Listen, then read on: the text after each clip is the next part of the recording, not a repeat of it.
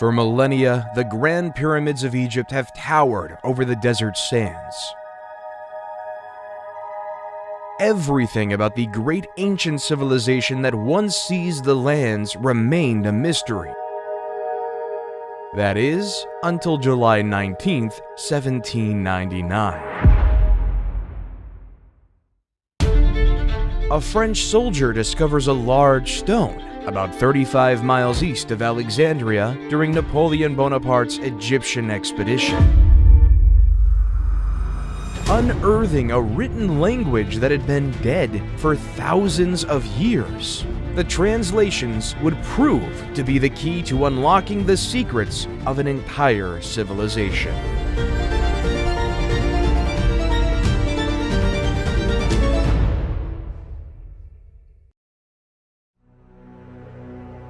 Egypt is the gift of the Nile. That's what Herodotus, the father of history, said. Since the Nile is the lifeline, as it provided Egypt with water for the cultivation of crops, which led to the burgeoning of civilization all along the length of the Nile Valley. The river strip that divided the Egyptian territory into two parts provided a favorable environment for the rise of civilization when the Nile Valley began in the Miocene times, cutting it into its current shape. The various geographical resources effectively contributed to the state's foundation. As a result of the annual floods that spread the fertile soil to the east and west over the centuries, mud deposits built up. When the water recedes and flows along its banks, the agricultural year begins, making Egypt one of the first agricultural communities that ever existed in human history. At the end of the Paleolithic era, there was a widespread production of arrows, harpoons, querns, sewed skins, boneworks, and pottery.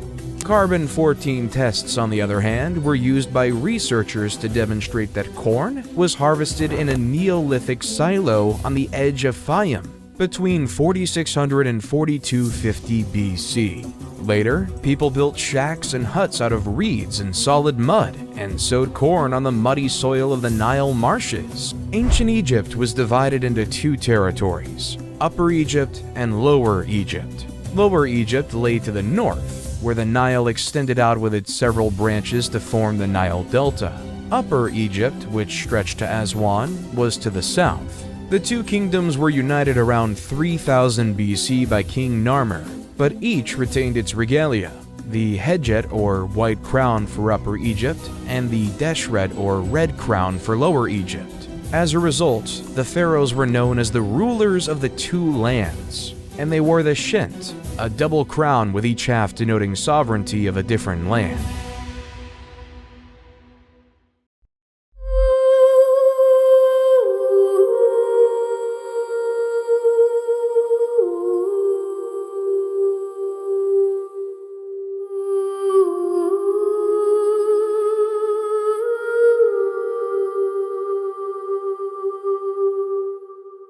The pre-dynastic period in ancient Egypt is the period preceding documented history, encompassing around 6000 to 3150 BCE from the Paleolithic to the Neolithic age and on to the founding of the First Dynasty.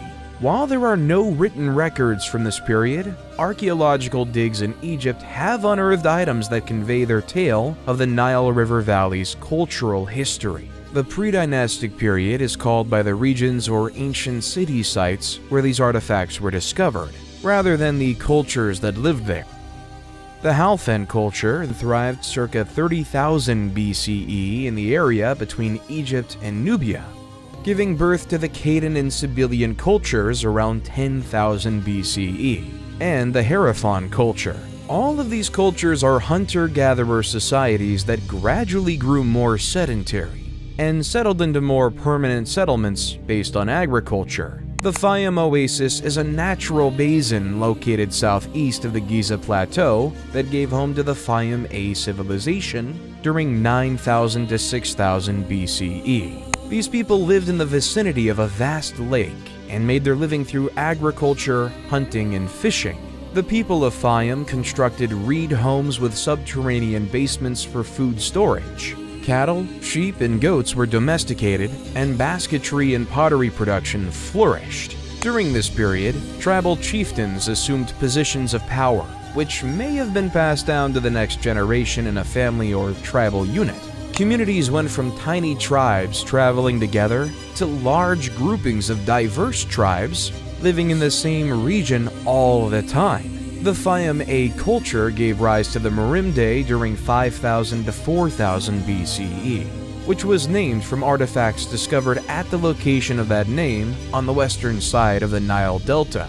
The majority of Egyptians were farmers, and agriculture was the basis of the Dynastic Egypt economy, and farmers relied on the annual summer floods to grow their crops. We know that the first Egyptian farmers were hunter-gatherers. They planted crops such as wheat, lentils, barley, flax, and peas, in addition to herding animals. According to what was found on a location in the western side of the Nile Delta, the oldest levels of Merimdi Beni Salama that evolved between 8000 and 4000 BC, in addition to the Fayum Basin, both dating back to the Neolithic era. The Nile Valley's convex terrain encouraged the development of several basins, which in ancient times were flooded with floodwaters every year that brought silt and mud that fertilized the soil. These basins, of which 130 have been found, served as the irrigation system's reservoirs in ancient Egypt. Granaries were made of clay jars or baskets that were buried up to their necks in the earth. The El Omari culture, about 4000 BCE, developed on these achievements by building circular homes of higher complexity with plastered mud walls. All of these cultures evolved and flourished in Lower Egypt, Northern Egypt closest to the Mediterranean Sea, whereas Upper Egypt civilization formed later. The inhabitants of the Badarian culture lived in movable tents, like their ancient forefathers, but preferred fixed homes. Following the Badarian period came the Amratian period, also known as Naqada I, which constructed more complex homes with windows and hearths, wattle and daub walls, and windbreaks around the main entryway. The practice of mummification began around 3500 BCE, where burial items were still left with the deceased. These developments were aided by the Girzian culture, also known as Naqada II, 3500 to 3200 BCE, which launched trading with other regions, inspiring changes in culture and art. The houses were built of sun-baked brick, and the more opulent ones included courtyards, an addition that would become commonplace in Egyptian homes later. The city of Abydos, located north of Naqada, became an important burial location, and huge tombs were built, forming a necropolis, a city of the dead.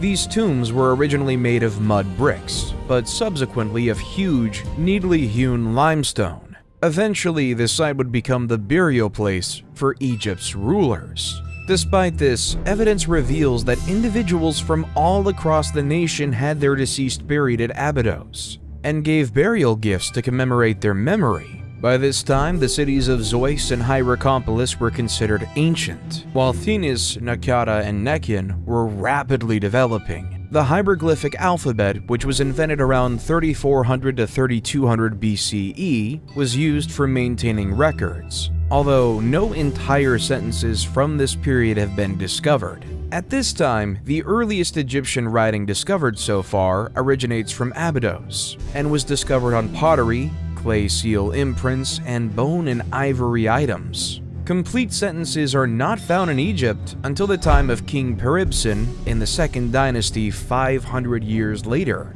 This period led to the Naqada III period from 3200 to 3150 BCE. Following Naqada III, the early dynastic period and Egypt's recorded history began. With commerce, communities expanded and flourished, and the populations of both Lower and Upper Egypt increased. Small villages of brick dwellings and buildings evolved into bigger urban centers that soon clashed, most likely for trade products and water resources. Thinis, Naqada, and Nekhen were the three principal city-states of Upper Egypt during the period. Thinis appears to have defeated Naqada before absorbing Nekhen. These battles were fought between the Scorpion Kings, whose identity is unknown, and others, most likely Ka and Narmer. According to some researchers, Scorpion I, Scorpion II, and Ka were the final three rulers of the Proto-Dynastic period, before King Narmer invaded and unified Lower and Upper Egypt and created the first dynasty.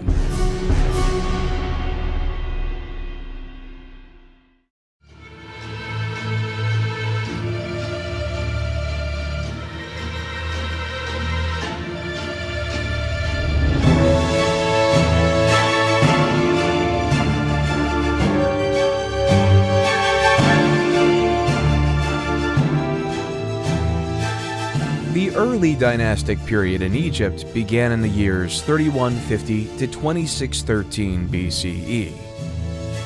This marks the beginning of the country's historical era in which Upper Egypt, the south, and Lower Egypt to the north were unified as one country under centralized authority. During this time, the divine rule of the monarch started, and a distinct Egyptian culture emerged, including the development of writing, arts, and sciences. Menes, the first king of Egypt, was a ruler of Upper Egypt, presumably from Thinis or Hierakonpolis, who defeated the other city-states around him before conquering Lower Egypt around 3150 BCE. Narmer married the princess Nethotep of Nakata in an arrangement to enhance the links between the two towns. He undertook military operations in Lower Egypt to quell revolts and expand his territory into Canaan and Nubia.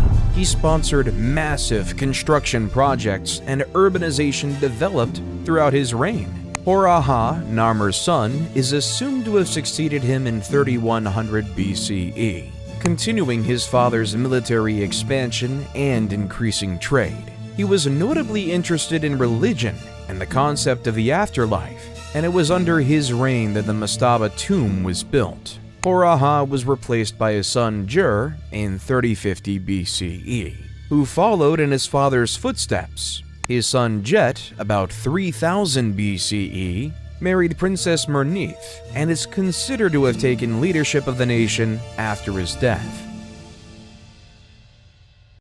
It is uncertain whether she governed as regent for her infant son Den or as queen, but her reign is notable for being the first time a woman is recorded governing in ancient Egypt. Den, about 2990 BCE, is regarded as the greatest monarch of the first dynasty and reigned for 50 years. His reputation as an efficient monarch stemmed from his economic advances, military conquests, and the stability of his rule, as proven by expensive construction projects and elaborate works of art. Den is the first monarch to be represented wearing the crowns of Upper and Lower Egypt, showing that he ruled over a unified nation.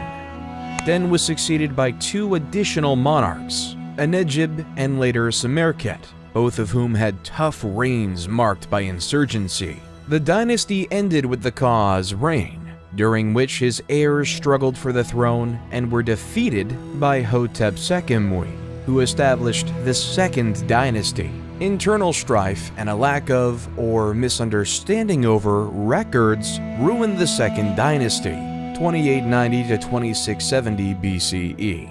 None of the second dynasty monarchs have reliable dates, and several of the kings' names appear to be repeats of earlier rulers. Hotep-Sekemui, which means two powerful ones at peace, is a prime illustration of this issue. Because of his name, it would seem that he came to power after subduing the princes who fought for the throne after Kwa, but his name is inscribed on the entrance to Kwa's tomb, implying that he was the ruler responsible for burying Kwa, and he already had that name before the succession war broke out. Hotep-Sekemui is credited with bringing peace to Egypt upon his ascension to the throne, although a brief one. Instability and rebellion marked his reign. Raneb, also known as Nibra, was the first to link his name to that of the gods, and so create a bond between the monarch and the divine. There is no reasonable explanation for Peribzen's decision, Early academics claimed he was the first monotheist who declared Set to be the sole deity, but evidence of his reign's devotion to various gods disproved this. Because his name is only found in Upper Egypt, it's possible that he opted to ally with Set for political reasons, to distinguish himself from the Horus religion of Lower Egypt. For whatever reason, he is regarded as a good monarch because commerce, the economy, religious practice, and the arts all thrived during his reign. Peribsen was replaced by Kheskemwy, probably his son, who continued his predecessor's construction projects and is believed to have brought Egypt's two regions back under central control, or at least reinforced unification. His most famous works include the statues at Hierakonpolis and Abydos, as well as his role as the father of Pharaoh Djoser.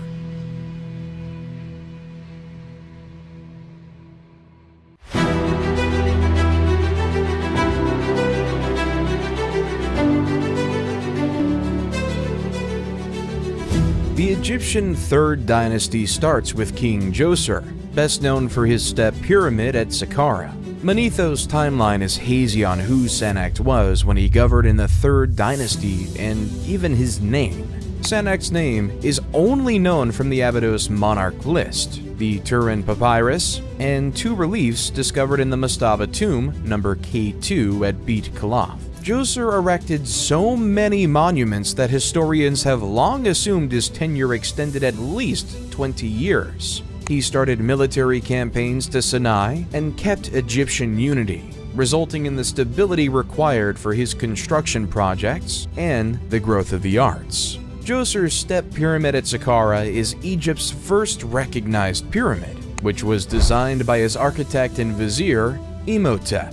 Imhotep was a vizier, sage, architect, astrologer, and chief minister under Djoser, the second pharaoh of Egypt's Third Dynasty, who was later deified and worshipped as the god of medicine in Egypt and Greece, where he was associated with the Greek deity of medicine, Asclepius. He is thought to have designed the step pyramid in Memphis's Saqqara necropolis. This pyramid, which has 6 steps, is the world's oldest surviving stone monument. An inscription carrying his name on a statue of Djoser uncovered near the Saqqara pyramid site attests to Imhotep's high status in Djoser's court. The inscription includes titles such as the leader of the sculptures and the chief of the seers. Historical documents depicting Egyptian society and medicine throughout the Old Kingdom demonstrate that the main magician of the pharaoh's court frequently functioned as the nation's chief physician. The step pyramid started as a basic mastaba monument with a flat top and sloping sides, similar to many previous dynasties' tombs. The architect, Imhotep, on the other hand, had bigger plans for his king's eternal dwelling. The step pyramid is a succession of mastabas piled on top of each other, each step slightly smaller than the one beneath, to create a pyramid shape. Earlier mastabas were made of clay bricks, but the step pyramid was made of stone slabs with carved motifs of trees and reeds on them.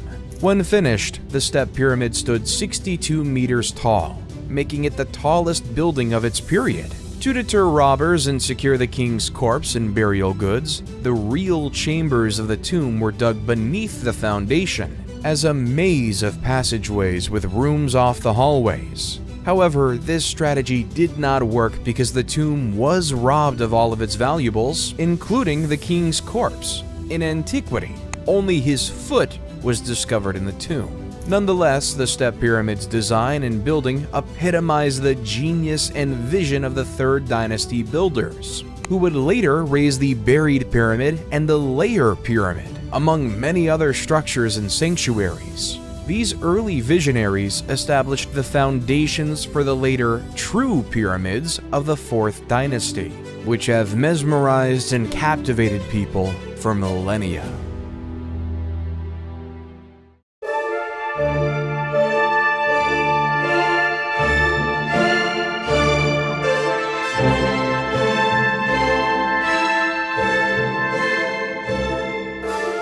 The Old Kingdom of Egypt is also known as the Age of the Pyramids or the Age of the Pyramid Builders, because it contains the Great Fourth Dynasty, during which King Sneferu mastered the craft of pyramid construction, and the pyramids of Giza were built under the reigns of Khufu, Khafre, and Menkaure.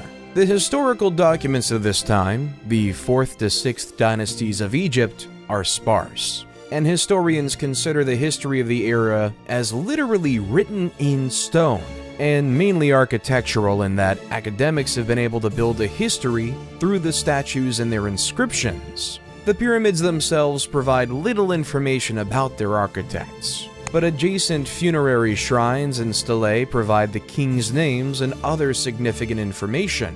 In addition, carvings in stone discovered elsewhere during the period document different events and the dates on which they happened. Lastly, the mausoleum of the 5th dynasty's last monarch, Unas, contained the first pyramid texts, detailed drawings and writings inside the tomb that cast light on the religious views of the period. During the Old Kingdom of Egypt, the elite standardized art and figures were produced uniformly to reflect the tastes of Memphis, the capital.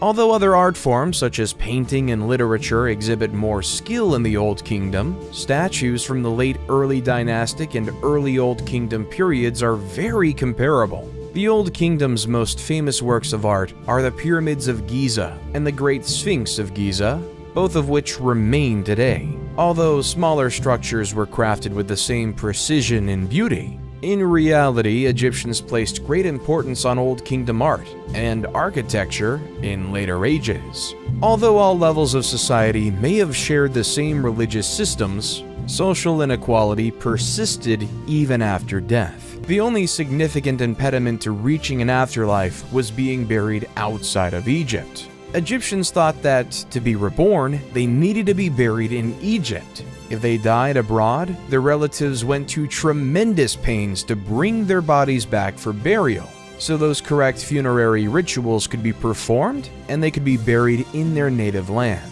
allowing them to enter the afterlife.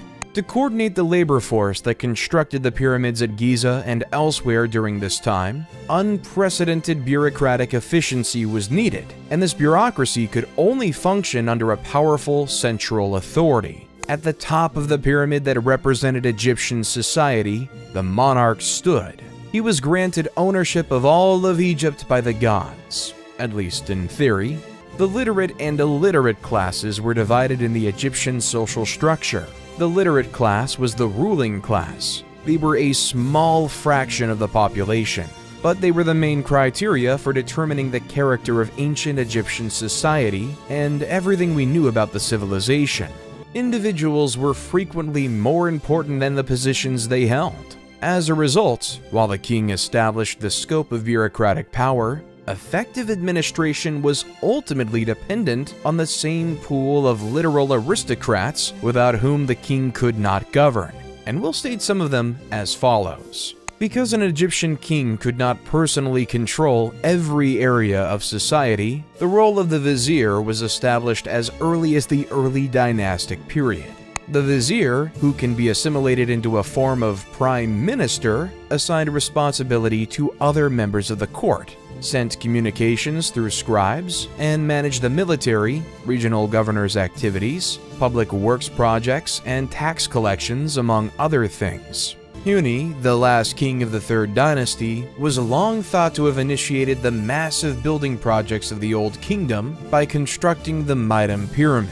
But credit for the Mitam Pyramid goes to Sneferu, the first king of the Fourth Dynasty, who may have been Huni's son by one of his minor queens. Sneferu began the Old Kingdom's golden era, with his most noteworthy achievements being the two pyramids constructed for him at Dashur. Sneferu started his work with the pyramid at Mitam, known as the False Pyramid, due to its shape. It resembles a tower more than a pyramid, and its exterior casing is surrounded by a massive mound of gravel. The Pyramid of Mitam was Egypt's first real pyramid, but it did not last. This is because changes were made to Imhotep's initial pyramid design, causing the exterior casing to sit on sand rather than rock, causing it to fall. The Crooked Period and the Red Pyramid are Sneferu's structures at Dashur, or North Pyramid. The The bent pyramid gets its name from the fact that it rises at a 55-degree angle and then changes to a 43-degree angle of smaller stones, giving the impression of bending in towards the summit. The workers had finished the base and sides before recognizing that a 55-degree angle was too steep, and changing their plan to conclude the job as best they could. Sneferu appears to have grasped the issue and went on to construct his third pyramid. Sneferu appears to have been a ruler unafraid of loss or sorrow. When the bent pyramid failed to satisfy his standards, he simply began over. The red pyramid, named after the use of reddish limestone in its building, was constructed on a firm foundation for better stability and rose at a 43-degree inclination. The red pyramid, 105 meters tall, was Egypt's first effective real pyramid. It was originally encased in white limestone, as were the other later pyramids, which crumbled away over time and were collected by locals for other construction projects. Following in the footsteps of Djoser's complex at Saqqara, Sneferu had mortuary temples and the other structures built around his pyramids, with priests overseeing day-to-day activities once the red pyramid was finished. All of this points to the stability of his rule, which he bequeathed to his son Khufu when he died. The ancient Greek authors referred to Khufu as Cheops, and he's best known for his Great Pyramid at Giza. In their works, the Greeks portrayed him as a tyrant who oppressed the people and compelled them to labor for him against their will. This perception may have been created by the tales contained in the Westcar Papyrus, a compilation of 4 stories written about the kings of the 4th dynasty and found by Henry Westcar in around 1824 CE. The papyrus contains 4 tales recounted by Khufu's sons, including one in which King Khufu summons a sorcerer who claims to be able to reconnect a decapitated head to a body. And some academics read his actions in requesting a demonstration as malicious or careless. During the reign of Khufu, Egypt became even wealthier as a result of his military battles against Nubia and Libya, as well as his lucrative trade deals with cities such as Byblos. He also invested in agricultural innovations to improve the livelihoods of his people. During his reign, the world's first documented dam was constructed in Wadi Jarawi, a mountain range west of modern Helwan. This dam improved water availability for farms and others in the town. The Great Pyramid of Giza is the final of the ancient 7 wonders of the world, and a distinguishing emblem of Egypt. It is situated on the Giza Plateau near the modern city of Cairo, and was constructed over 20 years during the rule of Khufu. Although many hypotheses exist regarding the pyramid's purpose, the most generally acknowledged idea is that it was built as a tomb for the king. However, how it was constructed remains a mystery to this day. Historians continue to dispute the idea of ramps going around the outside of the building to move the blocks into position. These theories persist despite a growing body of evidence proving that the pyramid was constructed by the ancient Egyptians using technical means that were most likely so common to them that they felt no need to document them. Nonetheless, the complexity of the interior passages, shafts, and chambers, as well as the nearby Osiris shaft, encourages the persistence of these fringe theories, as does the mystery of how the pyramid was built at all, and its orientation to cardinal points. A prominent figure during that time, called Hemeyunu, was the vizier during the reign of Khufu in the 4th dynasty, and one of the king's relatives. He was in charge of building his Great Pyramid and keeping an eye over its construction works, and he was buried near Khufu's pyramid. The construction work of the pyramid was done by expert and unskilled laborers employed by the state for the job. These employees either offered to pay off a debt, performed community service, or were paid for their time. The annual inundation of the Nile River was important for Egyptian survival because it distributed rich soil from the riverbank all across the shore's farmlands. However, it also made farming those lands impossible during the flood. During these times, the government supplied work for farms by constructing large monuments. These were the individuals who performed the real physical labor of moving stones, elevating obelisks, constructing temples, and constructing the pyramids that continue to amaze and motivate people today.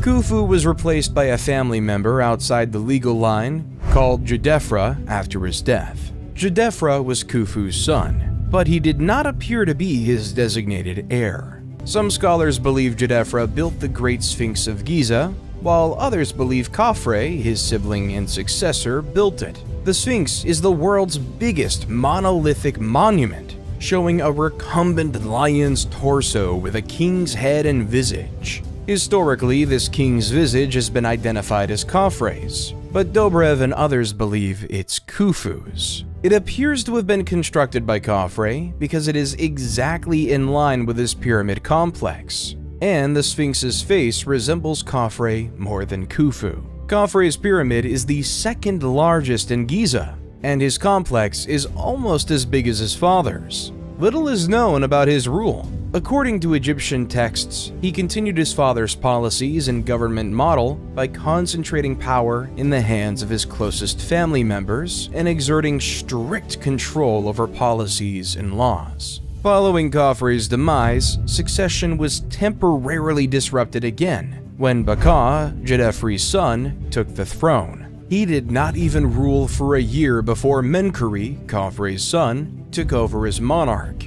Both the Greeks and the Egyptian writings praise Menkaure. Menkaure, like his father and grandpa before him, started construction on his Giza pyramid and shrine complex. Menkaure's pyramid and complex are smaller than the other two, which represent a significant development in the history of the Old Kingdom, and one of the causes of its collapse. The resources required to construct the Great Pyramid were no longer accessible during Menkaure's period, but he did his best to establish an everlasting residence on par with his father's and grandfather's. Quenra, Menkaure's son and designated successor, perished while this pyramid was being constructed, upsetting the dynastic succession, and Menkaure died before the pyramid complex was finished. Despite reigning for 30 years, he was unable to finish the work of his predecessors, which many historians attribute to the dwindling resources at his disposal.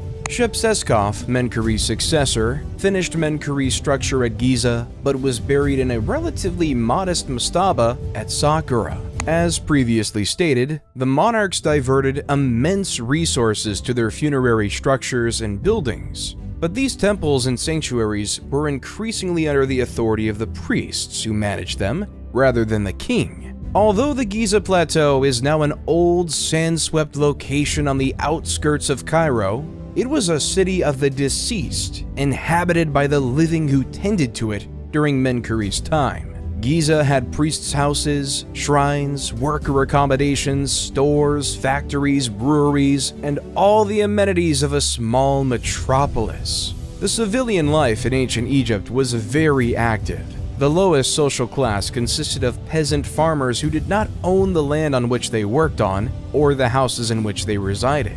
The monarch, members of the court, nomarchs, and priests owned the land. To begin the day, peasants would say, "Let us work for the nobility." Peasants were virtually always farmers, regardless of what other trade they practiced. They cultivated and harvested their crops, giving the majority to the landowner while keeping part for themselves. Most had private gardens, which the ladies maintained while the men worked in the fields. The lowest stratum of society created the items utilized in commerce, allowing the civilization as a whole to survive. These peasants were also part of the workforce that erected Egypt's pyramids and other monuments. When the Nile River's banks overflowed, farming became difficult, and the men and women went to work on the king's projects. This labor was always rewarded, and no literary or physical evidence supports the assertion that any of Egypt's major monuments were erected by slave labor. Work building monuments like the pyramid and associated burial complexes, temples, and obelisks provided the peasantry with the sole possibility of upward mobility.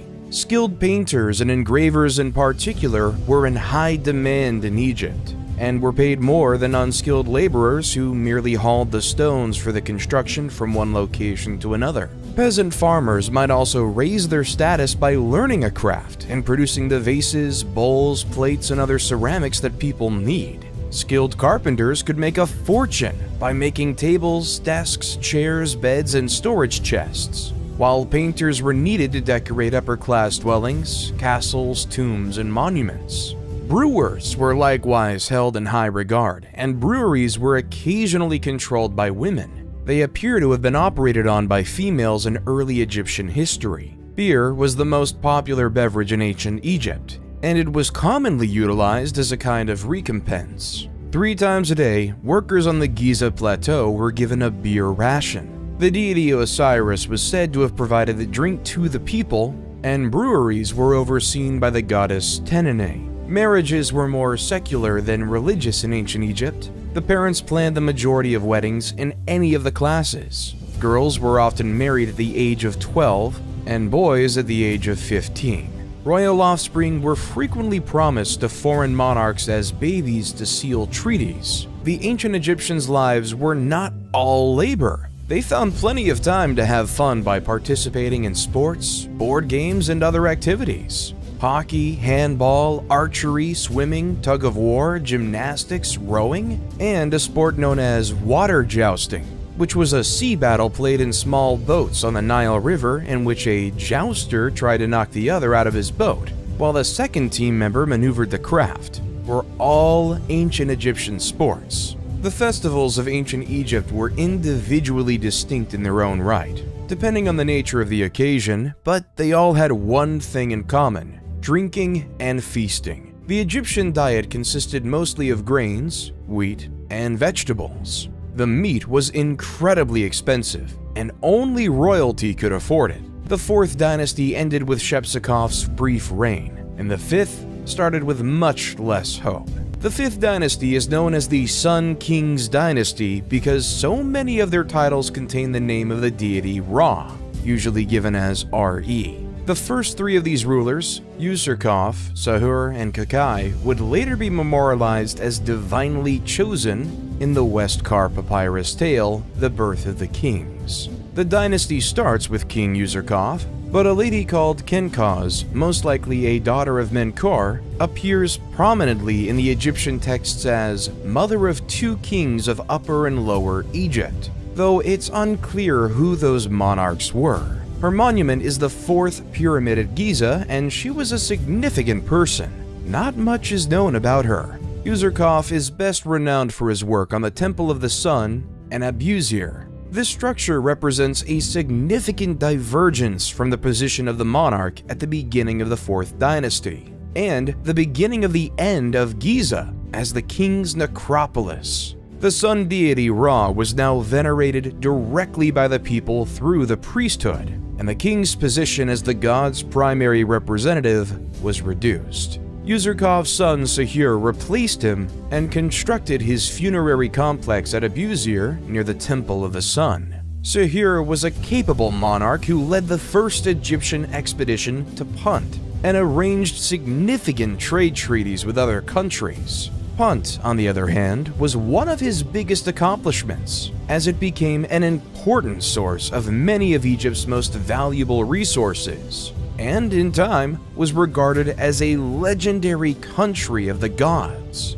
Sahur constructed his own temple to the sun in Abusir and was the first to use palmiform columns in the building, which would later become the norm for columns throughout Egypt. Sahur's war exploits and cautious resource management enriched the nation, as demonstrated by the intricate work done on his mortuary complex and the inscriptions discovered. His son, Neferirker Kakai, succeeded him. Inscriptions suggest he was a good king and well-regarded, but little is known of his tenure except that the priesthood got even more dominant during his control. His son, Neferifre, succeeded him but perished young, possibly around the age of 20. He was followed by King Shepsekhar. Nusir-ini succeeds him, and the priests of Ra acquire even more authority during his rule. The bureaucracy of the temples and mortuary buildings grew as well. putting a burden on royal coffers, which paid for sanctuary care and maintenance.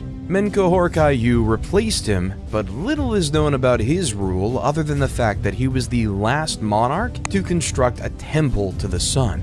Djedkaraisi replaced him in the late 25th to mid-24th century BC. The roots of Djedkaraisi are unclear. He's not regarded as Menkaure's son, but he may be connected. To keep the economy stable, he reforms the administration and the clergy extensively during his rule. Djedkaraisi refused the customary practice of erecting a shrine to the sun deity and decreased the number of clerics required to maintain funerary structures. He also arranged the Second Punt expedition, which enriched Egypt and reinforced relations with Punt. The most important element of Djedkaraisi's reign, however, was the decentralization of the government in Memphis, which gave local authorities more authority. Djedkaraisi was replaced by his son Unas, the reign of whom is little documented. Unas was the first Egyptian king to have the interior of his tomb decorated and inscribed with what became known as the pyramid texts. These inscriptions depict the king in communion with Ra and Osiris. The position of the king was already considerably reduced when the 6th dynasty started. Local officials and bureaucrats built more elaborate tombs than nobles during the rule of the first monarch, Teti. Teti was killed by his bodyguards according to the 3rd century BCE historian Manetho, an act that would have been inconceivable earlier. He was replaced by Userkure, who may have been involved in the assassination plan. His reign was brief, and he was followed by Merir Pepi I, during whom the nomarchs gained authority. By the end of the Old Kingdom, the political power had fragmented and the system was decentralized. The restoration of central power was a lengthy process that lasted well into the 12th dynasty. Because of the breakdown of central power, political authority passed into the hands of the nomarchs, who took complete control. This pattern persisted during the reigns of Merenre-Nemtumsof I and Neferkare-Pepi II, who ascended to the kingdom as a child and perished as an old man, signifying an incredible rule of nearly a century. During Pepi II's lengthy rule, the Old Kingdom gradually crumbled. The increasing influence of provincial nomarchs and the clergy eroded the central government's and king's authority. Pepi II was followed by Merenre-Nemtumsof II, with a very short reign, and the dynasty ended with Necherkar, who is identified by some scholars and Egyptologists as the Queen Nitocris from Herodotus' account of an Egyptian queen who avenges her brother's murder by drowning his killers at a banquet. Pepi II had outlived any heirs to the throne, and appears to have been a pretty ineffective monarch in his final years. When drought caused famine in the country, there was no effective central authority to react to it. The Old Kingdom terminated with the 6th dynasty because no powerful ruler ascended to the throne to guide the people. Local authorities focused on their areas and lacked the means and motivation to assist the rest of the nation. As the 6th dynasty died out, Egypt gradually descended into the first intermediate period.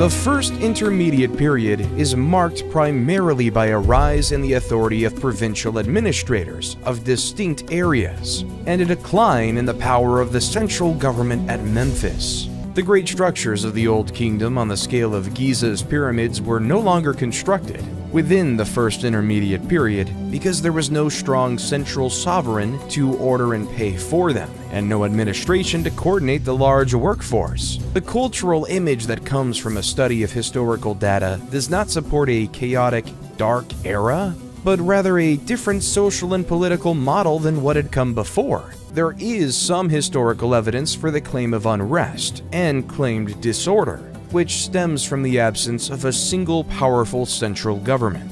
The country's different regions were essentially self-governing. The dearth of information about the kings of the 7th and 8th dynasties attest to their ineffectiveness. Their identities and dates will be forgotten in Egyptian annals. The ancient city of Memphis was abandoned at some time by rulers who saw themselves as the heirs of the Old Kingdom kings. The rulers of the 9th and 10th dynasties then seized Heracleopolis as their center and declared themselves Egypt's real kings. Intef, a Theban nomarch who bore the customary epithets of Great Overlord, of the Nome, and Overseer of Priests, came to prominence in Thebes around 2125 BC and opposed the authority of Heracleopolitan kings. Intef I established Egypt's 11th dynasty and provided the push for the country's unity. During the Middle Kingdom, he was known as Intef the Mighty,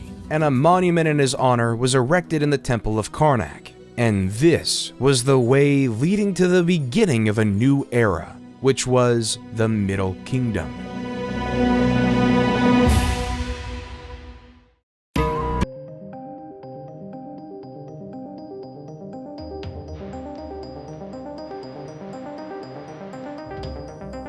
Although Mentuhotep II was known as the Second Menes, who united Egypt and ushered in the Middle Kingdom period, the road to that unity was laid out by Intef I and his successors. Mentuhotep I, approximately 2115 BCE, followed Intef I's path and conquered the neighboring nomes for Thebes, considerably increasing the city's stature and strength. His initiatives were carried on by his predecessors. Mentuhotep II used these early victories to ultimately beat Heracleopolis and then punish those nomes who had stayed faithful to the old kings while rewarding those who had honored Thebes. Mentuhotep II devoted his time after the process of unity to the ruling, military accomplishments, and construction projects. Mentuhotep's successor, Mentuhotep III, reigned during 2010 to 1998 BCE, maintained and expanded his programs. He dispatched an army to punt and strengthened the northern delta's borders. Mentuhotep IV replaced him. His entire 7-year rule is silent, but he most likely continued his predecessor's policies effectively because the nation is thriving when Amenemhat replaces him as monarch. When Amenemhat was Mentuhotep IV's vizier and was sent with his mission to quarry stones for the king's project, he had an inscription made of the extraordinary events he witnessed. First, a gazelle gave birth on the stone selected for the king's sarcophagus top, indicating that the stone had been chosen correctly because it was endowed with fecundity and life. Second, an unanticipated rainfall descended on the celebration, revealing a well big enough to water the entire gathering. This inscription was later interpreted to mean that Amenemhat was chosen by the gods to become king, as the gods had allowed him to experience miracles. Amenemhat I abandoned Thebes for unknown reasons and established his seat in court in Ititawi, south of Memphis. Amenemhat I's successor, Sennacherib I, 1971 to 1926 BCE, improved the country's infrastructure and initiated the kinds of grand building projects that had characterized the Old Kingdom and represented the king's power, including a temple to Amun at Karnak, which sparked the construction of the Great Temple complex there. Amenemhat I had followed in the footsteps of Intef II and Mentuhotep II by restricting the authority of local nomarchs and priests, and giving power only to those most trusted in the family. Sennacherib I continued the same strategy. The administration of the 12th dynasty was so effective that, unlike the Old Kingdom, it kept wealth centralized with the monarch while allowing for the development and prosperity of individual regions, without allowing them to become too strong. The king governed all of Egypt, but specific officers were rewarded for their devotion. The Egyptians developed various advanced ways of irrigation systems, and to keep track of the water levels, they built nilometers to gauge the height of the flood and to determine the taxes levels supposed to be paid. Canals were dug to provide water to different areas when Sennaret II decided to turn the Fayum area into an agricultural center. He developed a specific irrigation system with a dike that transported water from Lake Moeris, which resulted in crop prosperity in the area. He was also behind the construction of the White Chapel, a building important to historians and academics because it contains a record of all the nomes of the period.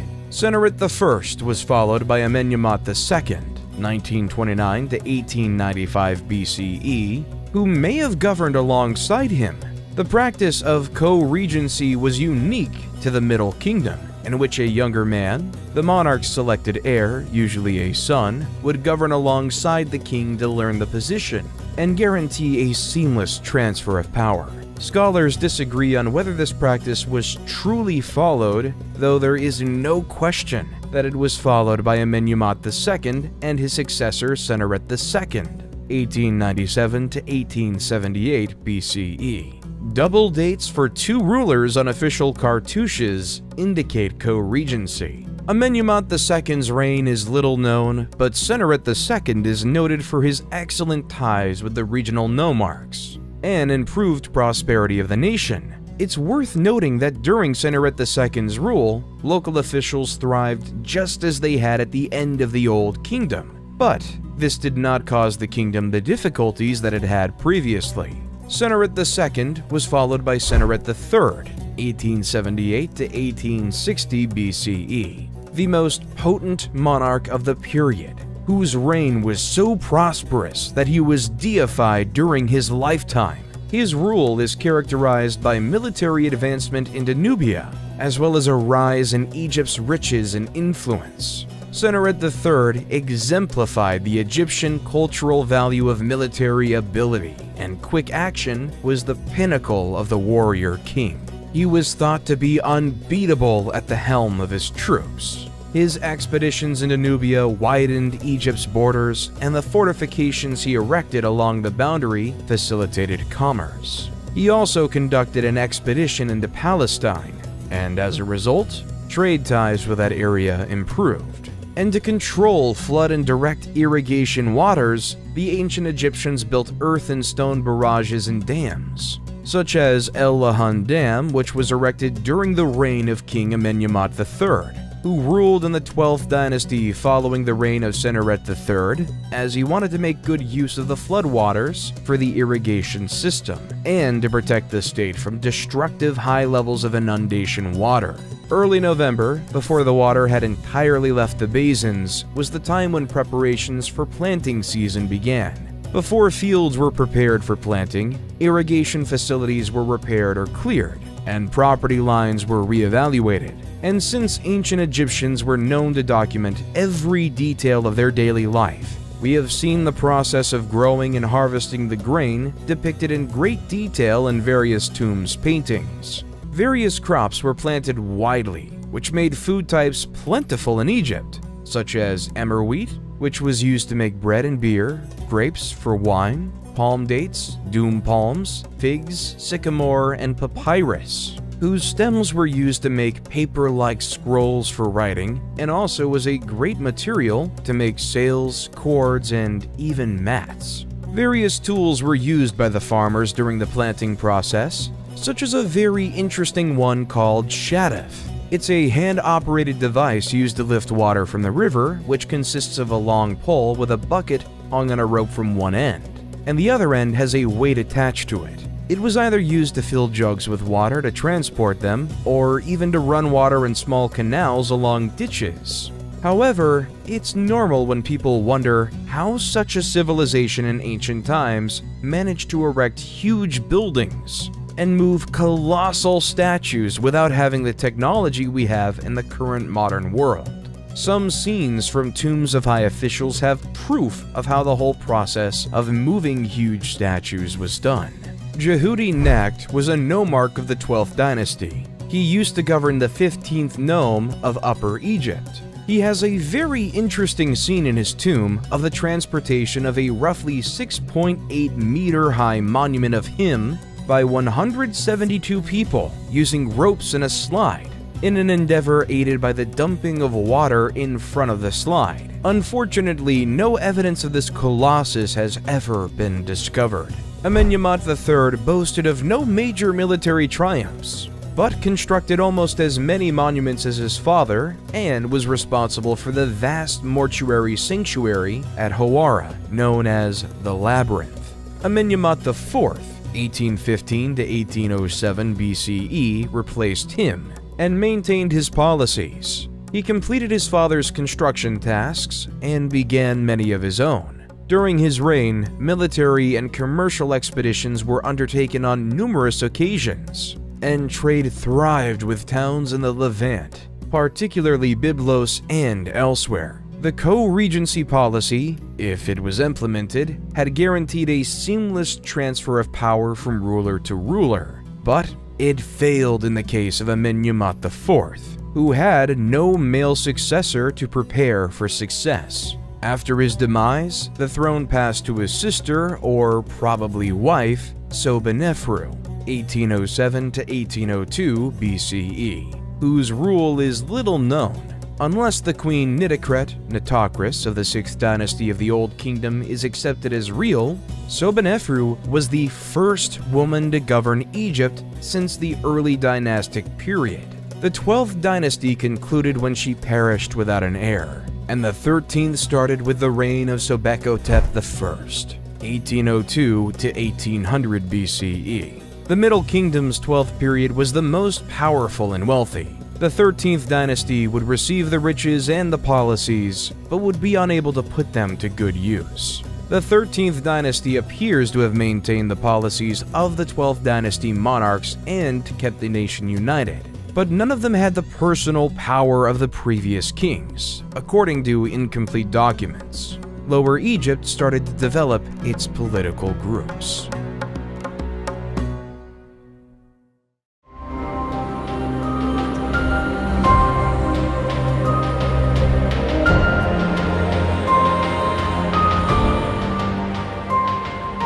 This era starts when the Egyptian rulers of the 13th dynasty relocate the capital from Tawai to Thebes, the former capital of the late 11th dynasty in Upper Egypt, thereby weakening their grip on the north.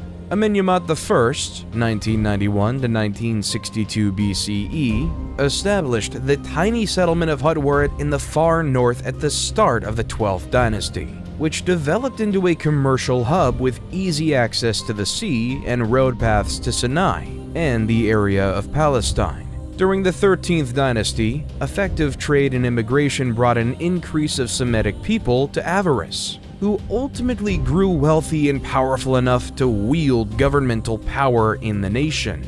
These individuals were known to the Egyptians as Hekakosset or Hyksos. The name of the Hyksos remains unclear. Many hypotheses have been proposed, including the possibility that they were refugees escaping the Aryan invasion of Asia. The Nordic invasion hypothesis has been debunked, as has this assertion. The Egyptians refer to them as Asians, but this was a word used for anyone beyond the country's eastern boundary, from the Levant to Mesopotamia. During the late 13th dynasty, the Egyptian monarchs ceased supplying the border fortifications located in Nubia, and no additional soldiers were stationed there. The troops, who were already stationed at the forts, were never returned to Egypt, and the former garrisons became their permanent residence. These troops served as commerce intermediaries between the Egyptian city of Thebes and the Kingdom of Kush. As the 13th dynasty neglected matters to the south, just as they were doing to the north, the Kingdom of Kush developed into a centralized power, with its capital at Kerma. Some of the ancient Egyptian fortifications along the border were destroyed at some time, presumably during an assault, though this is unclear. What is evident is that as Egyptian government in Thebes disregarded Kush's influence in the south, Kush's power increased, and the boundary became more flexible. The troops who had been left behind no longer saw it as their duty to protect against invasions, and had grown more acclimated to the role of traders than military men by this point. The monarchs documented for the latter portion of the 13th and 16th dynasties are non-Egyptians, or at the very least, do not have Egyptian names and are considered Hyksos rulers. Their timeline is muddled, and some names are only known from ceremonial items, while others are only known from pieces of kings' lists, making dating problematic. The Hyksos achieved economic dominance of the eastern delta and then pushed north, negotiating treaties and forging contracts with various nomarchs, governors, of other districts in Lower Egypt, until they had conquered a sizable amount of territory and could exert political authority. Once established in Avaris, the Hyksos elevated Egyptians to positions of power, adopted Egyptian customs and attire, and absorbed Egyptian deity worship into their own beliefs and ceremonies. The Hyksos monarchs established Egypt's 15th dynasty, but once they were evicted, the invading Thebans destroyed all traces of the Hyksos in Egypt. Only a few Hyksos rulers are known by name thanks to the ruins of inscriptions and other texts discovered at Avaris and elsewhere, including the best known, Apepi. Apepi was also known as Apophis, and had an Egyptian name related to the giant snake Apophis or Apep, the sun god Ra's nemesis. At the same time the Hyksos rose to prominence in northern Egypt, the Nubians rose to power in the south. The Middle Kingdom's 13th dynasty, like Lower Egypt's, had forgotten to pay attention to its southern frontier. Thebes remained Upper Egypt's capital, but instead of dominating the entire nation, it was wedged between the Hyksos in the north and the Nubians in the south. According to Manetho, Apepi of the Hyksos wrote to the Theban king, Seqenenrunta, 1580 BCE, "Do away with the hippopotamus pool to the east of the city, for it prevents me from sleeping day and night." The message was most likely about the Theban practice of hippopotamus hunting, which would have been insulting to the Hyksos, who worshipped Set and included the hippo in their religious observances. Tao, rather than complying with the request, saw it as a challenge to his autonomy and marched on Avaris. His mummy indicates that he was slain in battle, and this, together with the events that follow, reveals that the Thebans were vanquished in this fight. Tao's son Chamos took up the cause, lamenting bitterly in an inscription about having to pay the Asiatics taxes and dealing with outsiders to the north and south of him and his kingdom. He launched a huge attack on the Hyksos, destroying Avaris according to the narrative. Chamos reports that his attack was so fast and scary that it rendered the Hyksos women barren, and that he destroyed the city to the ground following the carnage. This tale appears to be exaggerated, as the Hyksos retained control of Lower Egypt 3 years after Chamos' invasion, and Avaris remained the Hyksos' stronghold. Chamos was succeeded by his brother Ahmose, who, according to the inscriptions, drove the Hyksos out of Egypt and destroyed their metropolis of Avaris. These events are described in the tomb inscriptions of another man, Ahmose son of Abana, a soldier who fought under King Ahmose, who describes the devastation of Avaris and the retreat of the remaining Hyksos to Sharawin in the Palestine region. Ahmose then besieged this city for 6 years until the Hyksos fled again, this time to Syria, although what happened to them after that is unknown. Ahmose I not only established the 18th dynasty, but also began the new Kingdom of Egypt, the age of the Egyptian Empire. The Hyksos were responsible for the formation of a professional Egyptian army of conquest, since Ahmose I, and those who followed him, sought to ensure that no foreign nation ever gained such dominance in their land again.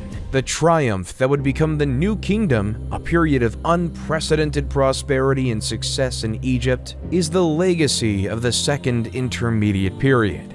The 18th dynasty of Egypt, established by Ahmose I, would build some of the most renowned and memorable monuments since the Old Kingdom's pyramids, and expand Egypt's borders into a kingdom.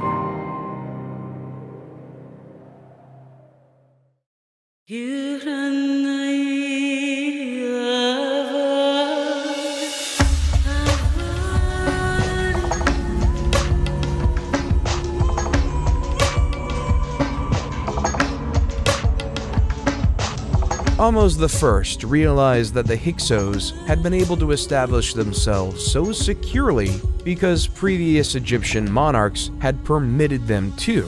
As a result, he chose to establish protected areas around Egypt's boundaries and fortify neglected settlements in strategic locations to protect the nation. The Battle of Ahmose I against the Hyksos brought him and his troops into touch with the areas of Palestine and Syria, where he continued his operations while also conducting military excursions south against the Kingdom of Kush in Nubia. When he died, he had protected the nation and consolidated his authority, leaving a steady political and economic situation for his replacement, Amenhotep I, 1541 to 1520 BCE. Inscriptions show that Amenhotep I followed his father's policies and modeled himself after him as a warrior monarch, but he most likely only commanded battles into Nubia. There are no accounts of him conducting expeditions into Palestine or Syria, but he may have done so because those areas stayed secure during his and his successors' reigns. Thutmose I, 1520 to 1492 BCE, replaced him and immediately started wars to expand Egypt's reach. Thutmose I put down a revolt in Nubia that erupted soon after assuming the throne, personally murdering the Nubian monarch and suspending his corpse from the prow of his ship as a caution to other rebels. He then extended Egypt's control over Nubia further south before shifting his focus to Palestine and Syria. He expanded Thebes' famous Temple of Karnak and built numerous other temples and structures throughout Egypt. Thutmose II, 1492 to 1479 BCE, succeeded him, but little is known about his rule because he was quickly eclipsed by his more potent half-sister, Hatshepsut. Hatshepsut, 1479 to 1458 BCE, was one of the most potent and effective New Kingdom rulers. Thutmose II had one child with her, and he had another with a minor woman, Thutmose III, whom he named as his successor, 1458 to 1425 BCE. Following Thutmose II's death, Hatshepsut was appointed regent of Egypt and officially co-ruled with Thutmose III, but she had been the force behind her husband's tenure and continued to do so as she saw fit after his death. Hatshepsut is in charge of numerous construction initiatives. She conducted the most successful expedition to Punt, added her works to the temple at Karnak, and governed in harmony with Nubia to the south. Her construction undertakings were so beautiful and numerous that subsequent pharaohs claimed ownership of them. They were able to do so because Hatshepsut's name was taken from all of her structures, including her magnificent complex at Deir el-Bahri around 1458 BCE. Concerning the obelisks that were erected in the different temples, they were symbols of the sun god, and many of them can be found everywhere in the whole world, whether they were real Egyptian ones or modern ones imitating the ancient Egyptian obelisks. The process of carving one is not a paradox, as there is an unfinished one located in the quarries of granite in Aswan. Hatshepsut commissioned its construction, probably to accompany what became known as the Lateran obelisk, which was originally at Karnak, but was later brought to the Lateran Palace in Rome. Thutmose III inherited a wealthy and secure country in 1458 BCE and wasted no time in improving it. Thutmose III establishes the Egyptian Empire, which his descendants would sustain. He defeated the neighboring countries and expanded Egypt's dominion further than it had ever been before, using the war chariot acquired from the Hyksos, bronze weaponry, and better strategies. Over 20 years, he led at least 17 separate military campaigns, subduing kingdoms from Libya to Syria and extending Egypt's authority in the south, from the region around Buin down to Kyrgyz. When Hatshepsut died, Thutmose III ascended to power. Believing him to be weak and inexperienced, the king of the Syrian city of Kadesh instigated a revolt in the Egyptian province of Canaan, which swiftly gathered support from other places aiming to dethrone Egypt. This coalition met in the city of Megiddo. Thutmose III marched his army from Thebes to Megiddo in northern Canaan, prudently choosing a narrow pass from the town of Aruna instead of the wider and easier routes to the city, and surprised his enemies by entering the Kina Valley behind their defensive positions and driving them from the field. Thutmose III had to lay siege to the city to seize it. Geneni, who was Thutmose III's commander and military scribe, naturally accompanied his monarch in war to put down the rebellion, and wrote a record describing the fight.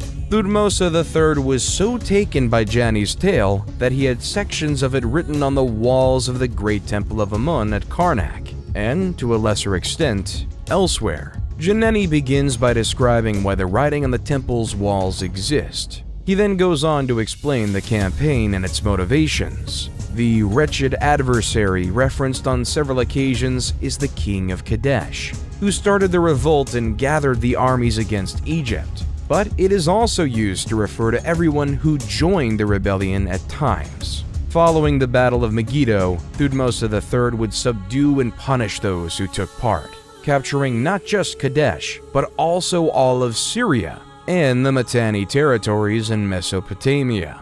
He was succeeded by his son Amenhotep II, 1425 to 1400 BCE, who inherited and built on his father's powerful and safe kingdom. He was not a warrior king, but he did order many construction projects and signed peace treaties and commerce deals with other countries, such as Mitanni. Thutmose IV, 1400 to 1390 BCE, his replacement, carried on his programs. Based on readings of his renowned dream stele, which recounts the tale of how he came to the kingdom, Thutmose IV is regarded as a usurper, although he's the legal son of Amenhotep II. He's best known as the king who rebuilt Giza's Great Pyramid. He is followed by Amenhotep III, 1386 to 1353 BCE, who is regarded as one of Egypt's most effective and powerful rulers. Amenhotep III ruled Egypt at a time when it was at its artistic, political, and fiscal apex. His reign was one of the most opulent in Egyptian history, and he frequently used his riches to persuade other nations to do what he desired. He kept the nation stable, enlarged its boundaries, and devoted himself to the arts and construction initiatives. Many of Egypt's most impressive structures date from his rule. During his reign, however, the priests of Amun started to acquire increasing fortune. They possessed more property than the monarch and used it to enrich themselves further. Amenhotep III attempted to contain their increasing influence by allying himself with Aten, a minor deity symbolized by a sun disk. He appears to have believed that the authority of the pharaoh behind the worship of Aten would elevate the status of those priests over those of Amun. His scheme failed, but it did elevate the deity Aten, who would play an important role in the rule of Amenhotep's son and successor. Amenhotep IV, also known as Akhenaten, was an Egyptian pharaoh renowned for establishing monotheism and banishing the ancient gods. His rule became known as the Amarna period because the Egyptian capital was relocated from Thebes to modern-day Amarna. He ascended to the kingdom as Amenhotep IV, but changed his name to Akhenaten in the 4th or 5th year of his rule, dissolved the old religion, particularly the worship of Amun, and raised the deity Aten to the position of the one true god. Only the cult of Aten was recognized as a valid religious organization. All other sanctuaries were shuttered, and their veneration was prohibited.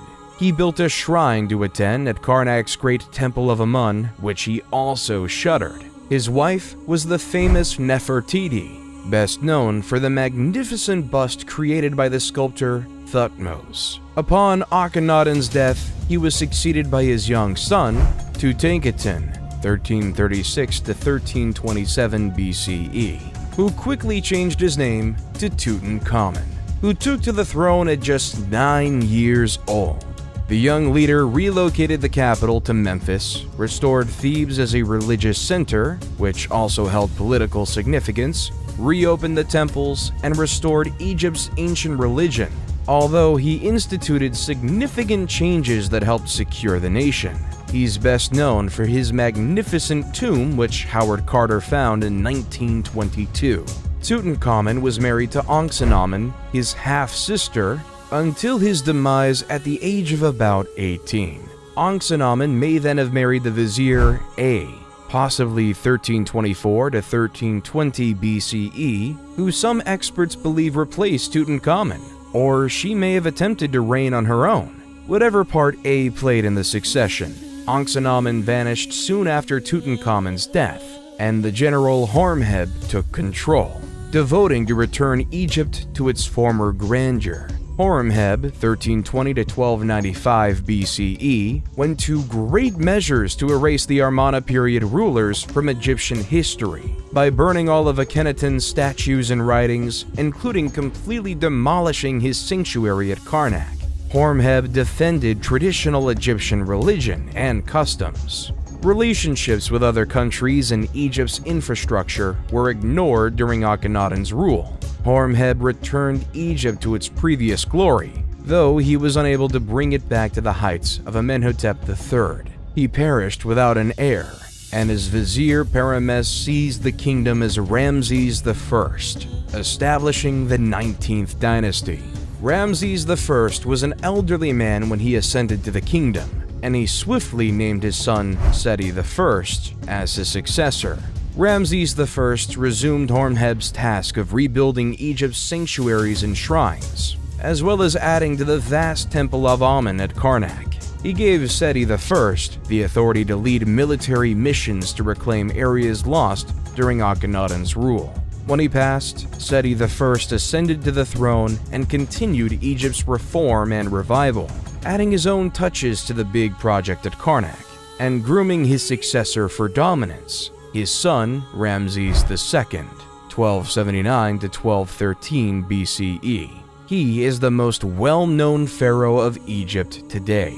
Ramses II governed Egypt for 67 years, and the magnificent temples and monuments he constructed in celebration of his conquests and accomplishments still stand as a testament to the wealth of his reign. There is hardly any ancient Egyptian site that does not mention Ramses II, and the story of his triumph in the Battle of Kadesh in 1274 BC is legendary. However, one of his greatest acts as pharaoh was not one of battle, but one of peace. The forging of the first peace treaty in history. Anatolia's Hittites had been gaining prominence since the second millennium BC, and by 1530 BC they had surpassed Babylonia as a notable nation, and they were putting Egypt to the test. Letters of intent had been addressed to the 18th dynasty's king Akhenaten, but he had never responded or taken note of Hittite activities along his boundaries. Horemheb had waged unsuccessfully against the Hittites, who had grown even more strong by the time of Tutankhamun, Akhenaten's successor, and were daring enough to garrison districts on or near Egypt's borders. When Horemheb became pharaoh in 1320 BCE, he initiated a more forceful campaign against the Hittites and secured Egypt's frontiers, although the problem of the Hittite invasions was never fully overcome. Seti I had gained Palestine and Kadesh for Egypt, but happy with the victory, had made no plans for the city's defense. Now, Ramses II of the 19th dynasty had to cope with the problem of the Hittite invasion, and gathered his forces at Ramses in 1274 BC to remove the Hittites from Kadesh and weaken their army. Riding in his chariot at the head of 4 divisions, 20,000 soldiers, Ramses II marched his first division so quickly that he soon outdistanced the other 3. Near Kadesh, 2 Bedouins were apprehended and asked about the whereabouts of Muwatalli II and his army, to which they replied that the army was nowhere near Kadesh and that Muwatalli II feared Egypt and the young king. The Bedouins, however, were Hittite spies, and Muwatalli II had already fortified Kadesh, with his chariots, 3,500 of them, and troops, 37,000 men, waiting just over the next hill. According to some combat accounts, Ramses II caught several more spies who told the awful reality about his condition, but the information arrived too late. Ramses II had separated himself from the rest of his army in his haste to seize Kadesh and vanquish the Hittite ruler. Just as the Hittite chariots slammed into his camp, he dispatched messages to the other 3 divisions. The Taw division arrived in time to prevent an Egyptian army defeat, and Ramses II personally led the remaining Aman division into action many times, pushing the Hittite soldiers back onto the Orontes River, where many perished. Muwatalli II just only marched from Kadesh's walls to trap Ramses II's forces between his army by the river and his advance. But for unexplained reasons, he chose to stay in the city and never committed his reserve men to fight. Ramses II declared a great triumph at Kadesh and had a scribe record his narrative of the wonderful fight. Muwatalli II's version differed significantly, most notably in claiming Kadesh as a Hittite victory. While Ramses II did not capture the city, he did break the Hittite army on the field. And while Muwatalli II kept possession of Kadesh, he did not destroy the Egyptians as he had intended. Meren-Ptah was Ramses II's 12th son, and not his designated successor. He only became pharaoh because all of his siblings had perished during their father's lengthy rule. Meren-Ptah soon adopted his father's image of a warrior monarch, defeating the Libyans in combat and repelling an attack on the Sea Peoples. His description of his exploits include the well-known Meren-Ptah stele, which contains the first reference to the Israelites as a tribe. Going forth to the 20th dynasty, Ramses III was the new kingdom's last powerful king. After Horemheb restored the ancient faith, the priests of Amun's authority grew steadily, drawing income and influence away from the monarchy. Throughout the Ramessid era of the 20th dynasty, the condition deteriorated. The concept of having a war was existing as the threat of the people was remarkably increasing, which forced Ramses III to declare war over them. The nationality of the Sea Peoples is unknown because the only records of their activities are from Egyptian sources that only describe them in the terms of battle, such as the record from the Tanis stele, which reads in part, "They came from the sea in their warships, and none could stand against them." This is characteristic of Egyptian allusions to these enigmatic invaders. Ramses II, his son and successor Meren-Ptah, and Ramses III are the 3 great pharaohs who chronicle their struggles and triumphs against the Sea Peoples. All claimed huge victories over their opponents, and their inscriptions include the most extensive documentation of the Sea Peoples. During the time of Pharaoh Ramses III, the Sea Peoples invaded and destroyed the Egyptian commerce hub at Kadesh, and then attempted to invade Egypt again. They began their operations with swift attacks along the coast, before pushing toward the delta. In 1180 BC, Ramses III subdued them, but they returned in force. Ramses III would have been aware of his predecessors' fights with these people and how violent they were. He decided against a field engagement and instead employed guerrilla tactics as a plan. He set up ambushes around the coast and along the Nile Delta, and his archers were especially efficient, putting them camouflaged along the beach to shower down arrows on the ships at his signal. The ships were set on fire with burning arrows once the crew was dead or drowning. After crushing the naval invasion, Ramses III turned his focus to what remained of the invading troops on land.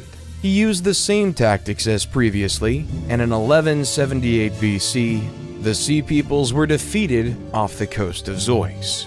Egyptian annals once again depict a spectacular victory, in which many Sea Peoples were slaughtered and others were captured and coerced into the Egyptian army and fleet, or sold as slaves. Although Ramses III spared Egypt from invasion, the battle was so costly that the royal treasury was depleted, and the tomb builders at Deir el-Medina could not be paid.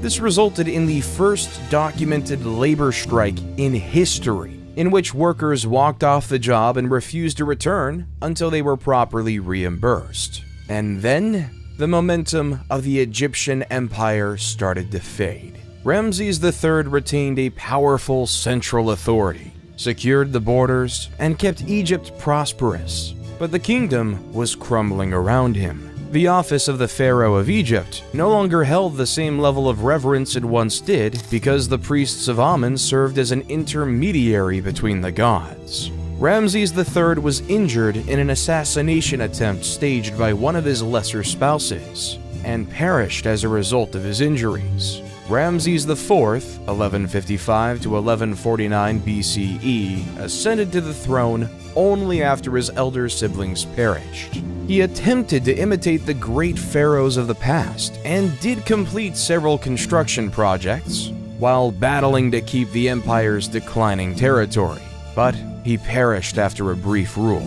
He was succeeded by his son, Ramses V, who fought to retain control against Amun's priests and keep the kingdom together. His successor, Ramses VI, carried on the fight with little success. Ramses VII replaced him, followed by Ramses VIII, about whom little is known, Ramses IX, Ramses X, and Ramses XI.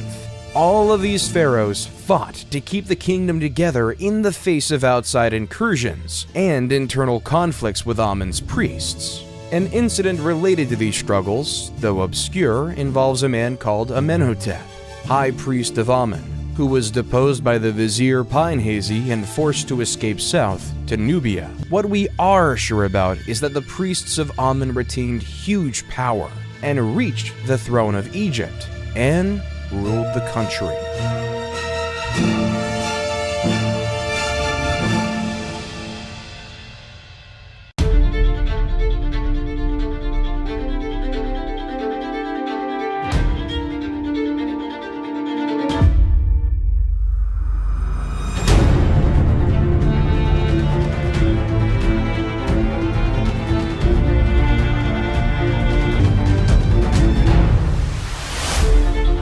Smendes, 1077 to 1051 BCE, a ruler of Lower Egypt who governed from Tanis, interred Ramses XI.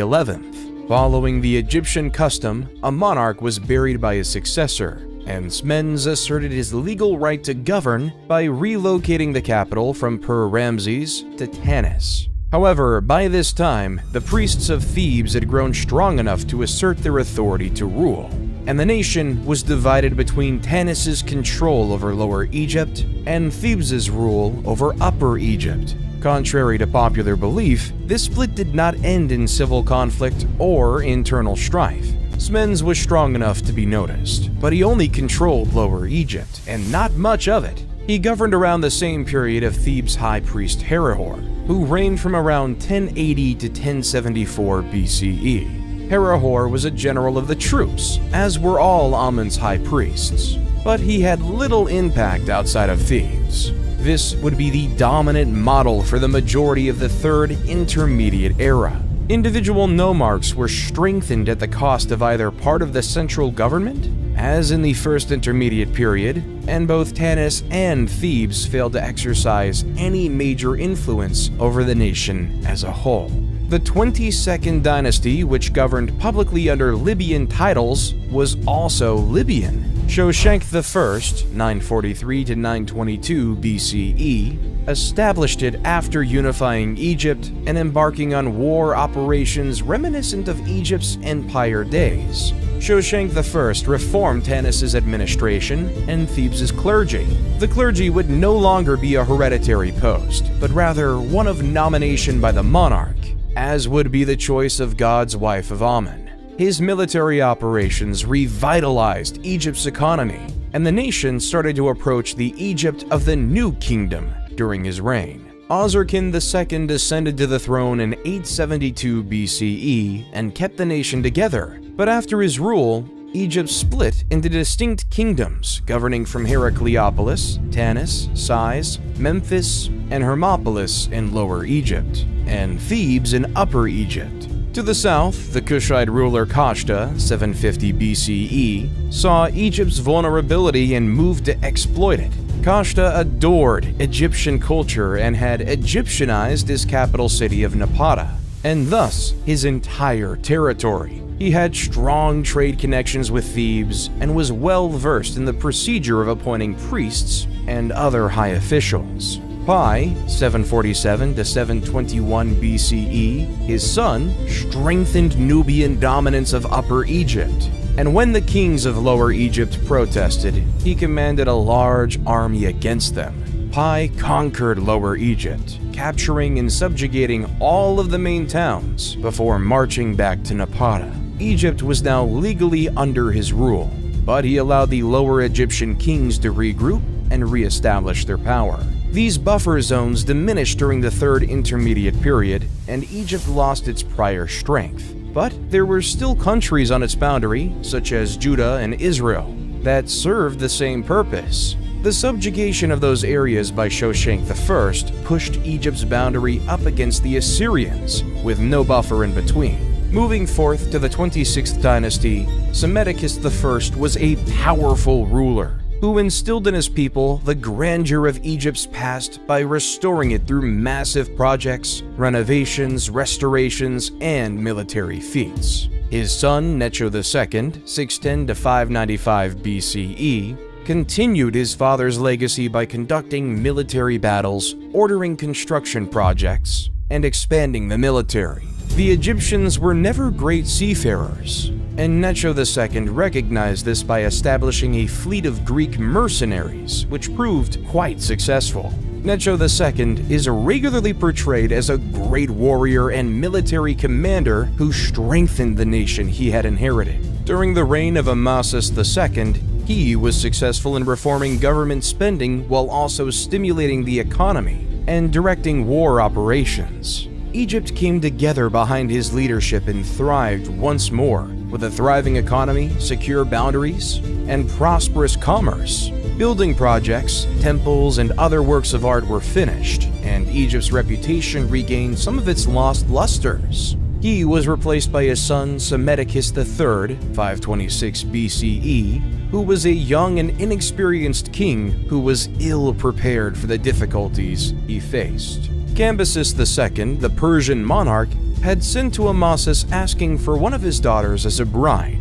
But Amasis, not wanting to obey but also trying to prevent confrontation, sent Apries' daughter instead, who was his predecessor. This former Egyptian princess was profoundly offended by Amasis' choice, particularly since it had long been Egyptian policy not to transfer noble women to foreign monarchs as wives. When she arrived at Cambyses II's palace, she disclosed her true identity, and Cambyses II vowed to revenge Amasis' slander by sending him a fake bride.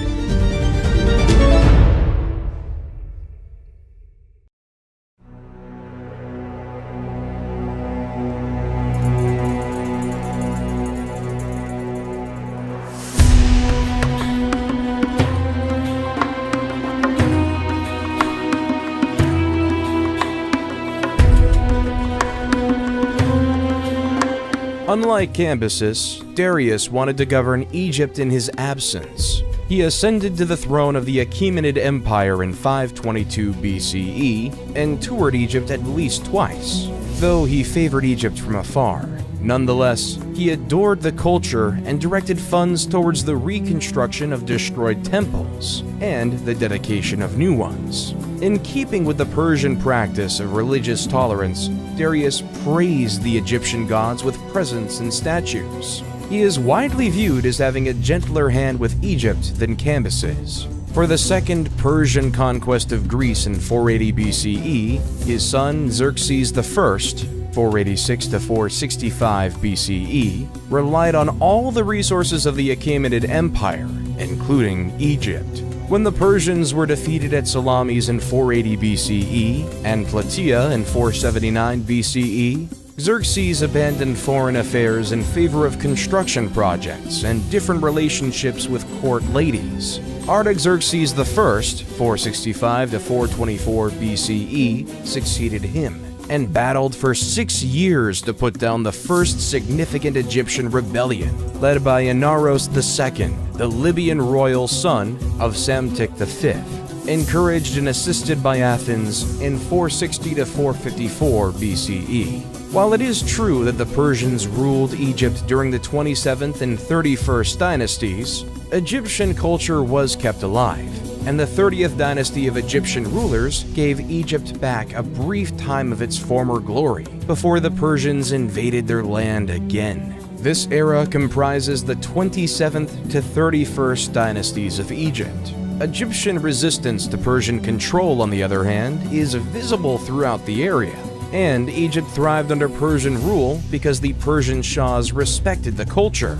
Amarteus of the 28th dynasty, Nectanebo I and Nectanebo II all governed the nation, commanded troops, and participated in construction projects in the manner of the great pharaohs of the past. Whoever was behind the revolts against Persian authority, Egypt's second conquest did not last long.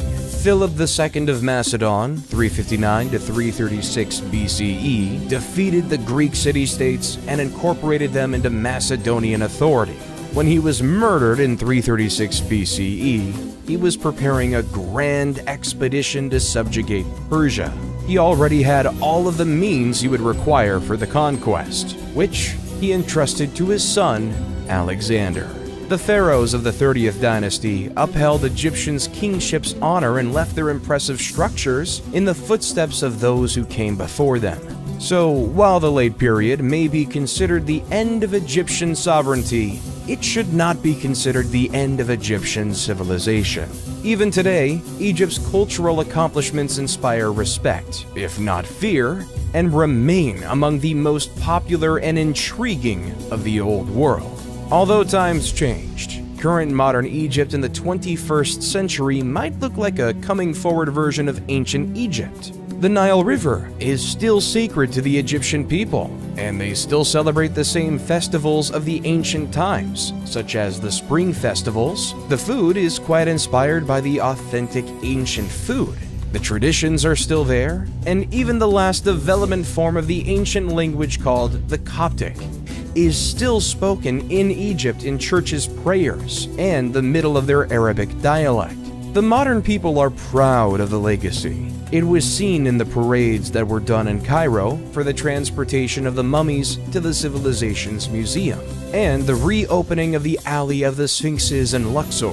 They're building new cities, digging their way to improve commerce with the highways dug in the middle of the mountains, passing through the deserts. They're almost opening the biggest museum in the whole world. Excavations unearth every day new discoveries which might lead soon to a discovery similar to that of the tomb of Tutankhamun in 1922. And this land will always remain an attractive mystery, dazzling and enchanting people from all over the world with its magic and history.